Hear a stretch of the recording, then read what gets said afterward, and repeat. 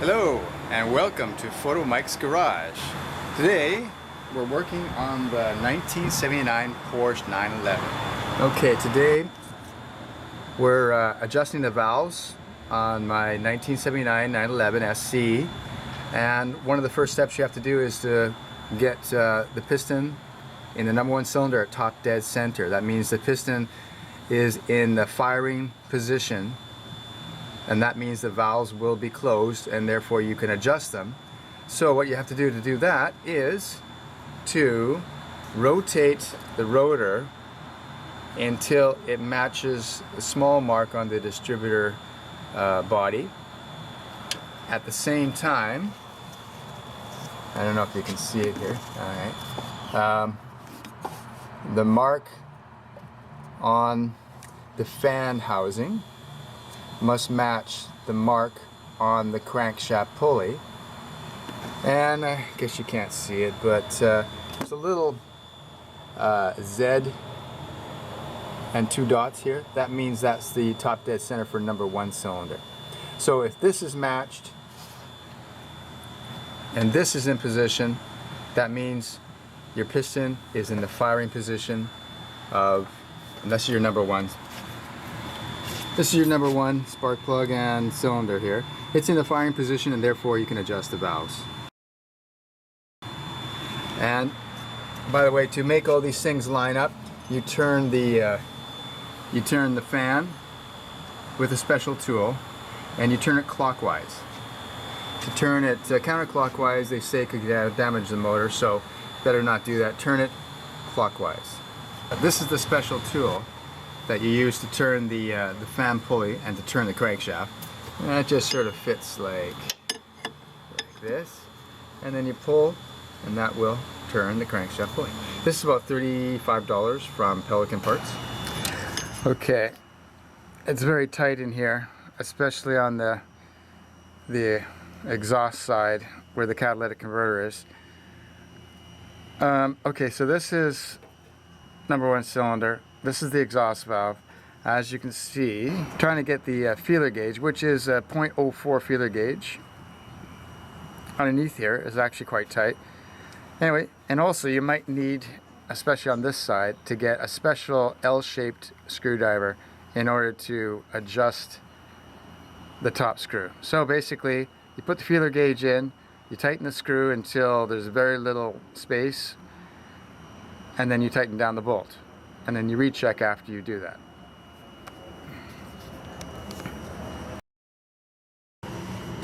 Okay, the top one's a little easier. This is the intake valve for the number one cylinder.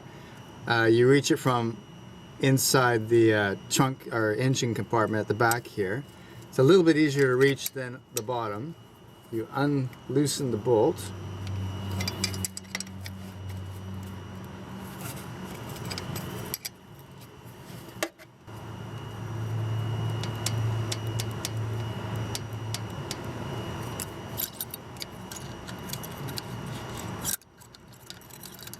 You put your feeler gauge in there, and you tighten the bolt straight up. Again, straight up. And you're going to hold it with the screwdriver and then tighten it with the wrench.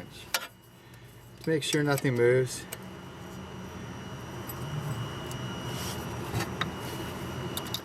Like so. Okay, we've done the valve adjustment on for intake of an exhaust of number one cylinder. Next, in the firing order, is number six cylinder. Number six cylinder is the one at the very back on the passenger side of the car. Very back. So we have to rotate the crankshaft 120 degrees to get to the firing of the number six cylinder. Using our special tool, we will rotate this. Okay, we'll rotate this pulley. Let's see if it'll rotate. Let's see. It's not rotating. If you try to turn this and it doesn't turn the crankshaft pulley, that means that your fan belt is loose. But I think if I push down this and turn at the same time, I'll get it to move. But I'm gonna have to replace the fan belt pulley. Obviously, a little loose, a little worn out. You can see the next mark is coming up. Next mark right there. And once it lines up with this mark on the fan housing, then that means that we'll be at the firing for number 6. There we go. So the rotor is pointed at where the number 6 plug would be, and that's this one here. That's number 1. Number 6 is this one right next, and you can trace the wire all the way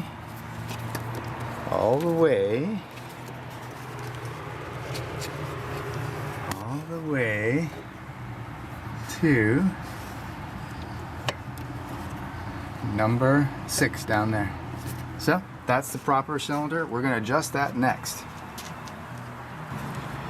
Okay, the valves are a lot easier to adjust on the passenger side of the car. This is number 6 cylinder exhaust valve,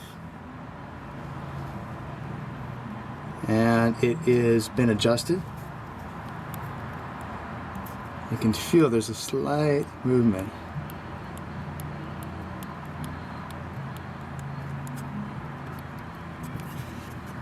So yeah, so the clearance is 0.04, and I gotta say, we got a bit of an oil leak. I'm gonna replace the valve cover gaskets, hopefully stop this oil leak, which is leaking onto the headers, heating up, causing some smoking, and so we're gonna have to clean this all up at some point. Oh, and as you can see, I'm replacing the CV joint boot. That was leaking as well, so I'm replacing that. So, still got a lot of work to do. Just taking a break. I gotta say, working on a Porsche, as you can see, it's not exactly easy. Kind of hard to reach in there. Things are very tight. So you definitely have to be a flexible person to work on this car. But I'm enjoying it because I'm not used to a car like this, so this is all very different. And I'm thinking this car is going to be quite exciting after I'm done everything. It's going to be a lot of fun to drive, so it should be cool. Anyway, valve adjustment is all done, and on to the next thing. Okay, I finished the valve adjustment, and as they recommended, I rotated the engine and checked all the valves again, and I found one that was loose. So I guess that's why they say you're supposed to rotate it and check it again. So make sure you do that. So now I'm going to replace the fan belt. So here's the fan belt, and it's been slipping a little bit as I've been trying to move the crankshaft pulley. It means that this fan belt should be replaced. So that's what I'm going to do next. I'll need a 24mm bolt and my special wrench to hold this in place while I loosen the bolt. Thanks for watching Photo Mike's Garage. See you next time.